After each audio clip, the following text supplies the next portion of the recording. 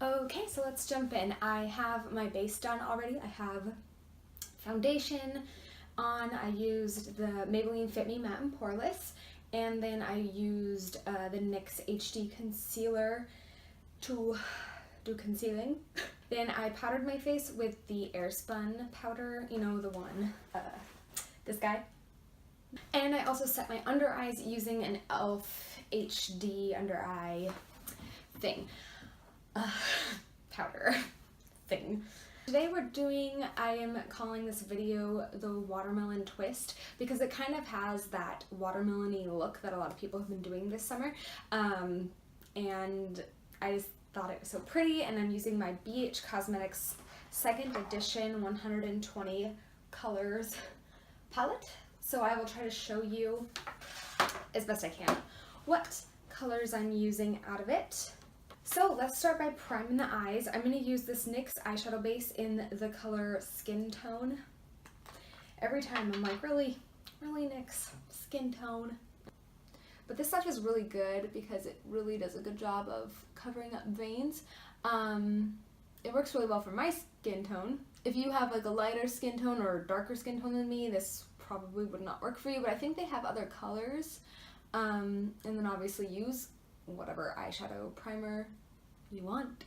Oh yeah, I have my eyebrows done too, and I used the Unibrow brow pencil that came in BoxyCharm this month. So that's what's on my eyebrows today. I actually like it a lot more than I thought I was going to.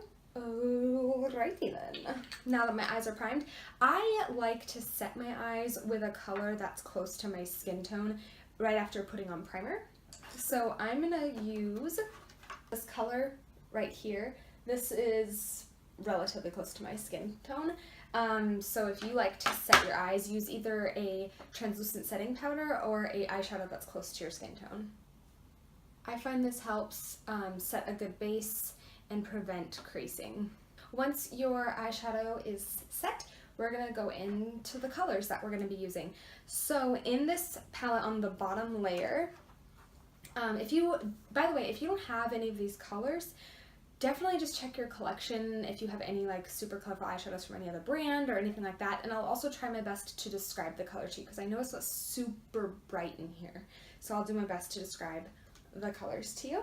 So I'm gonna go into this pink right here to start. It is kind of the epitome of baby pink, what you kind of think of when you think baby pink. So if you have anything like that, that's what you should go for. I love this color because it's like really, it's actually a very pigmented baby pink, but it's perfect as a transition color. So we're taking this up like in the crease and taking it a little high in the crease, so kind of like you're hugging the bottom of the brow bone with it, if that makes any sense.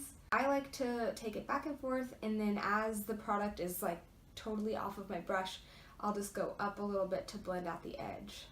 And I have to go in a few times to get the desired pigmentation. By the way, we're starting with a lighter pink and getting darker and darker to kind of build on the color, because if you just go in with the darkest pink right away, it could get patchy and not look very nice.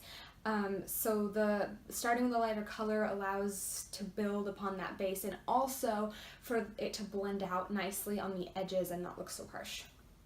I like to start with like a big blending brush and I work my way down as I get darker and darker, because that way you can get more and more precise. So next I'm going with this Morphe brush here. Oh, by the way, the first one was a Scone blending brush, and then I'm going into this Morphe brush that comes in the turquoise kit.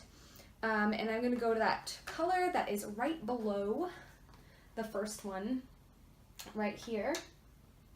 And it is, I would call it, if that first one was like a true baby pink, this one is very kind of Barbie Dreamhouse pink, so it's a little darker, little bit more darker. I don't know how else to describe it, so hopefully that helps. So I'm going to take that on a slightly smaller blending brush than the one we were using before, and it's more precise, comes to more of a point. And we're gonna stick that right in the crease a little lower than we did that first color. And just like before, once I feel like I've gotten it blended pretty well, like right where I wanted it, start to blend up just to kind of blend those colors together in like a gradient. Okay, so once you're done with that color, we're gonna go into the upper layer of the palette, so that's this layer right here. So we're gonna be taking this color right here. It's kind of a deep magenta color, so we're going into our darkest pink now, and now we're gonna go to an even smaller blending brush. So let me show you the difference between the two. The first one, well not the first one, but the one I just used was this guy right here, and here's the next one. So I'm getting even smaller now. This is also from that Morphe turquoise collection. And we're gonna go ahead and concentrate that just right in the crease. Blend like crazy. Don't start blending higher at all until you are sure it's blended out within the crease.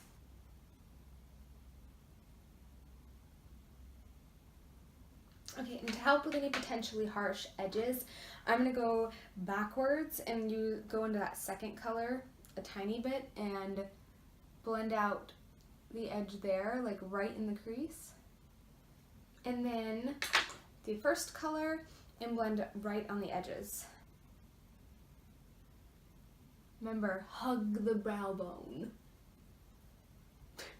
Once you're happy with that, we're now going to do the green. So when I thought about this color, what I was really going for was like lime green and pink, because I love those colors together when I was practicing this look. And then all of a sudden I was like, it looks like watermelon, just like everybody is doing this year. But then I was like, whatever. I love green and pink together. To get that lime green color, we're going in with this color right here at the bottom. It is not exactly lime green, it's almost like a bright olive color, so it's not dark like an olive. By the way, all of the colors we've used so far are matte, but the one that I'm going into has a slight sheen, like a slight sheen to it. It's not super sparkly or anything, but has a slight sheen. So what I'm gonna do, I tried it a couple different ways, and what I found looked best was go ahead and dip it in the color first, which by the way, these colors are so good. Like look at all of the pigment on that brush just from dipping it in. And then once you put the powder on there, get the brush wet and then apply it to the lid. And then after that, you don't have to get the brush wet again because it's already wet. You'll just keep dipping into the color and adding to the color, and concentrate it just on your lid. Don't take it up to the crease.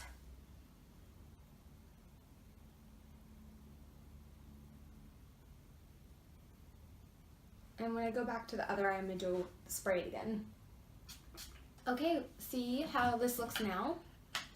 Very watermelon-y, green and pink. I love this look so much. Once you have the desired pigmentation and the green on your lid, we are going to move to the lower lash line. So first I want to use just a, like, I would call it white, but it's really more sheer. Like you can see it in some light as you turn your head. It's called Blonde Ambition from Sephora, and it's 12-hour waterproof eyeliner, and you can like kind of, when you like turn your head, it's kind of got this pearlescent finish to it, and I thought it would just give the lower lash line a nice pop. We're gonna start with that right on the waterline. I feel like it opens the eyes and just gives a nice pop. So on the lower lashes, I need a different brush. I just want to take that last color, kind of deep magenta color that we used, and smudge that along the lower lashes and connect it up.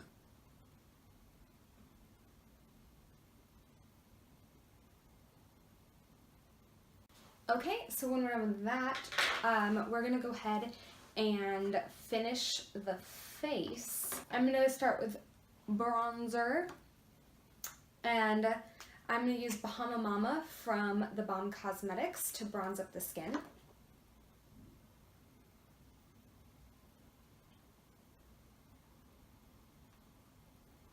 And next I'm going to go in with blush, and I want something really subtle because I want the attention to be on the eyes.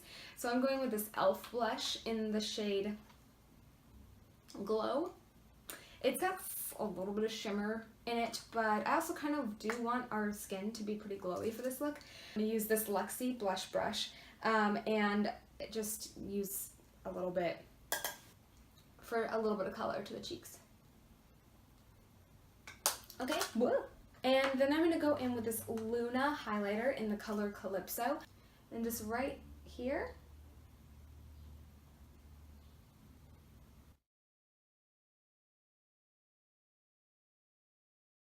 For the face, and now we're going to, dying, I should take off my sweatshirt. So now apply a little bit of mascara. I'm using a Lash Paradise, obviously. Who isn't right now? I will be right back with the finished look. Well, you guys, there it is, the finished look. I just finished putting on mascara, and then I put on NYX Soft Matte Lip Cream in Stolkholm. It's just because it's pretty similar to my lip color, and I definitely did not want my lip color to take away from the eye look, just like I didn't want my face makeup to take away from the eye look. So here's the finished product. I really hope you guys enjoyed this watermelon twist summer makeup tutorial. I will say you can add falsies if you want. I just realized I did not put on finishing spray. Hang on. You can definitely put on falsies if you want. I decided not to. I'm still practicing.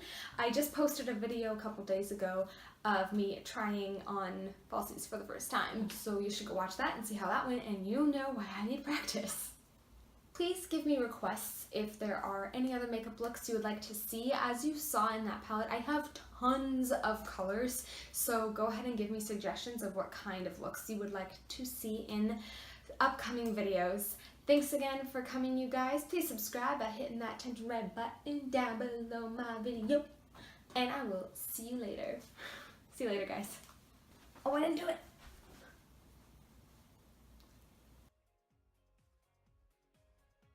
But if you have like a, I just poked myself in the eye, by the way. Don't know if you could tell, but it kind of hurt. Boxycharm? Ipsy. Boxycharm? Boxycharm. It came in Boxycharm. You want to tap off the excess. Look at this. Could you see that? I don't know. Okay, so I like to get more brushes than this because this is all the brushes I want.